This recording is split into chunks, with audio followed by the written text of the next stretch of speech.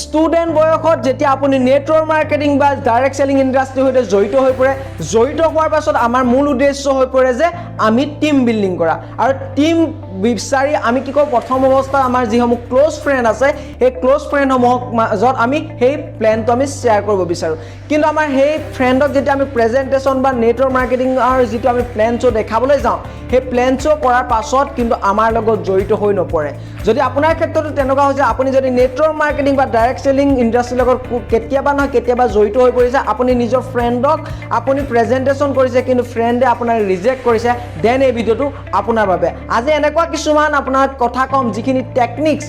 সেই টেকনিক্সখিনি যদি আপুনি ফ'ল' কৰে মই ক'ব বিচাৰিছোঁ আপোনাৰ ফ্ৰেণ্ডে আপোনাৰ বিজনেছটোৰ লগত জড়িত হৈ পৰিব আমি যেতিয়া নেটৱৰ্ক মাৰ্কেটিং বা ডাইৰেক্ট চেলিং ইণ্ডাষ্ট্ৰীত জড়িত হোৱাৰ পাছত ফ্ৰেণ্ডক যেতিয়া আমি প্ৰেজেণ্টেশ্যন কৰিবলৈ যাওঁ ফ্ৰেণ্ডক প্ৰেজেণ্টেশ্যন কৰোঁতে আমি বহুত ডাঙৰ মিষ্টেক কৰোঁ কাৰণ আমি গম পাওঁ যে সেইজন মোৰ ফ্ৰেণ্ড এই কথা আমি সেই সময়ছোৱা নাভাবোঁ আমাক যেতিয়া লিডাৰছে ট্ৰেইন কৰাই যে তুমি কেনেকৈ ধৰণৰ কৰিব লাগিব কেনেকৈ প্লেন শ্ব' কৰিব লাগিব এইখিনি শিকোৱাৰ পিছত আমি কি কৰোঁ সেই প্লেনটোত জানো যে অলৰেডি বহুতে লাখ টকা ইনকম কৰি আছে এনেকুৱা ধৰণৰ সপোন আৰু কেইদিনমান আমি সপোন দেখিবলৈ আৰম্ভ কৰি দিওঁ য়েছ মানুহে সপোন দেখিব লাগিব তেতিয়া সেইখিনি আমি এচিভ কৰিব পাৰোঁ কিন্তু মনত ৰাখিব যেতিয়া ফ্ৰেণ্ডক প্ৰেজেণ্টেশ্যন কৰিবলৈ যোৱা তেন্তে অলৰেডি তুমি চোৱা সেইজন তোমাৰ ফ্ৰেণ্ড হয় আৰু ফ্ৰেণ্ডৰ আগত তুমি কি কৈছা এইটো এনেকুৱা এটা অপৰচুনিটি পাই গ'লোঁ ইয়াৰ পৰা একদম 3 বছৰ বা এবছৰৰ ভিতৰত মই এনেকুৱা হৈ যাম চাবি আৰু 6 মাহৰ ভিতৰত মোৰ এনেকুৱা এচিভমেণ্ট হ'ব মোৰ গাড়ী আহিব মোৰ আমুক আহিব তামুক আহিব তেন্তে ফ্ৰেণ্ডে কি ভাবে মই স্কিমতো ফচিবলৈ নাই বহুত ফটোৱা কথা ক'লে কাৰণ অলৰেডি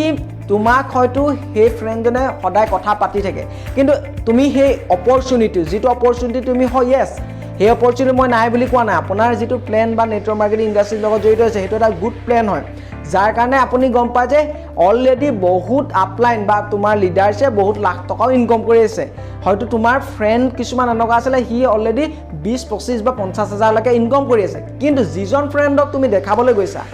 কিন্তু কাৰণ সেইজন ফ্ৰেণ্ডে তোমাক অলৰেডি গম পায় আৰু তুমিও এই বিজনেছটোৰ লগত জড়িত হোৱা বেছি দিন হোৱা নাই গতিকে তেওঁৰ আগত বেলেগ এটা তুমি দেখুৱাই বা বেলেগ এটা এটিটিউড লৈ তুমি সেইটো প্লেন শ্ব' কৰিবলৈ গ'লে তোমাৰ কেতিয়াও সেইজন ফ্ৰেণ্ডে তোমাৰ লগত জড়িত নহয় তেন্তে কি কৰিলে ফ্ৰেণ্ডজনে তোমাৰ লগত জড়িত হ'ব য়েছ আজি এই ভিডিঅ'টো শেষলৈকে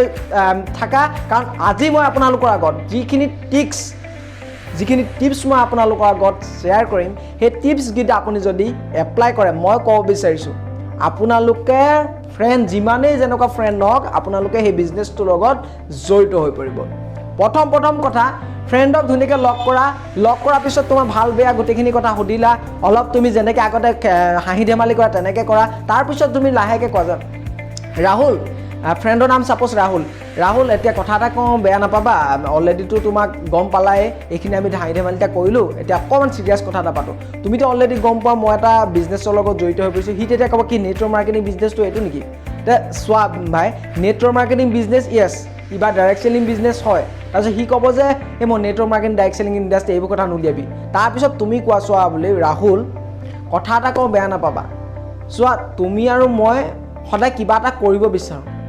জীৱনত কিবা এটা নহয় কৰা কিবা এটা ইচ্ছা আছে আৰু ময়ো তোমাৰ মাজত সেইটো কোৱালিটি দেখিছোঁ কাৰণে আজি মই তোমাক কথা কেইটামান ক'ম তুমি এই বিজনেছটো কৰা নকৰা পিছৰ কথা তুমি পিছৰ কথা এই প্লেনটো চাই ল'বা এবাৰ তুমি কৰা নকৰা পিছৰ কথা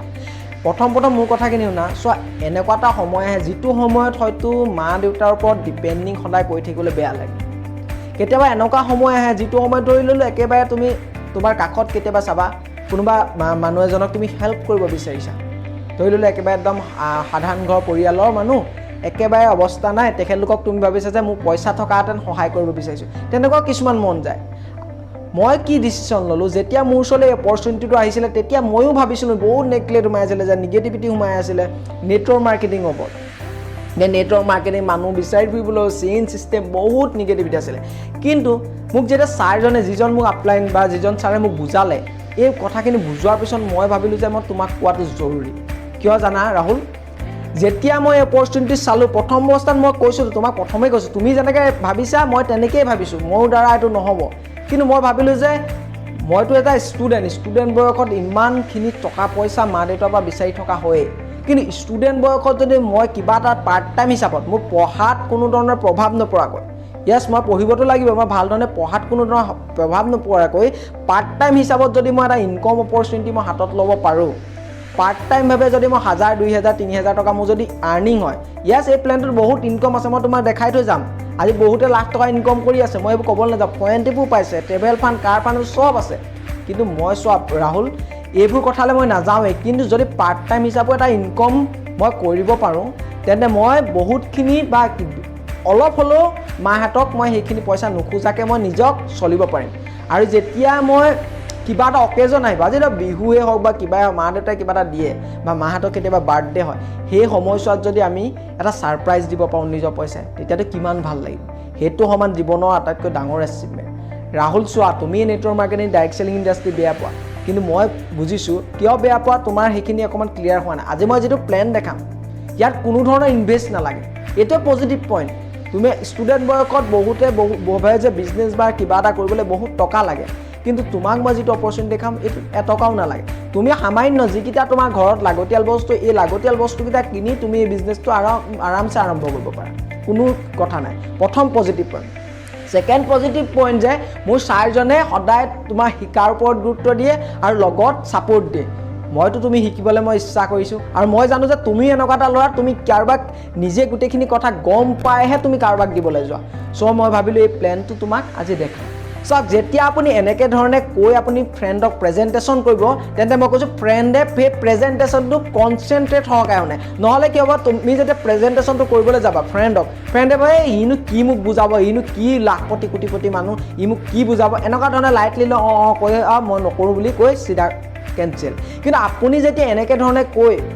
ফ্ৰেণ্ডক বুজাই দিয়ে তেখেতৰ কানেক্টিং কৰে যে লাইফটোৰ লগত কানেক্ট কৰে তেন্তে সি ৰিয়েলাইজ কৰোঁ য়েছ মা দেউতাকটো মই কিবা এটা দিব লাগে য়েছ মই পাৰ্ট টাইম হিচাপে যদি কিবা এটা কৰোঁ তেন্তে মোৰ অলপ নিজৰ হেল্প হ'ব এনেকুৱা ধৰণৰ কথা কাৰণ আপুনি কাকো ঠগিবলৈ যোৱা নাই কাৰণ সিও যদি জীৱনত কিবা এটা আগুৱাই যায় তেন্তে আপোনাৰে পজিটিভ পইণ্ট কাইলৈ আপোনাৰেই নাম হ'ব চ' ফ্ৰেণ্ডক সদায় আপুনি ফ্ৰেণ্ড হিচাপে কওক এইটো নহয় যে আপুনি গ'লে ছাৰ ৰাহুল মই এটা বিগ অপৰচুনিটিত কাম কৰিছোঁ এইটো নকৰিলে তই যদি আজি নকৰ তেন্তে এবছৰ পিছত তই পস্তাবি মই এনেকুৱা লেভেললৈ গৈ যাম তেতিয়া ফ্ৰেণ্ডে তই গৈ থকা মানুহ গৈ থাক চিম্পল কথা কৈ দিবা গৈ থকা মানুহ গৈ মই বহুতক দেখোঁ বহুত ডাঙৰ মিষ্টেক হয় ফ্ৰেণ্ডক ফ্ৰেণ্ড হিচাপে আপুনি ফ্ৰেণ্ডক পাইছে এইটো নহয় যে 10 দিনৰ আপুনি এইটো ডাঙৰ অপৰচুনিটি পালে আপুনি চেঞ্জ হৈ আপুনি প্লেন শ্ব' কৰিব আৰু প্লেন শ্ব' কৰা মানে এইটো নহয় আপুনি চেঞ্জ বা বেলেগ এটা এটিটিউডত আপুনি প্লেন শ্ব' কৰিব এটা সাধাৰণভাৱে বুজক যিখিনি তেখেতে বুজি পায়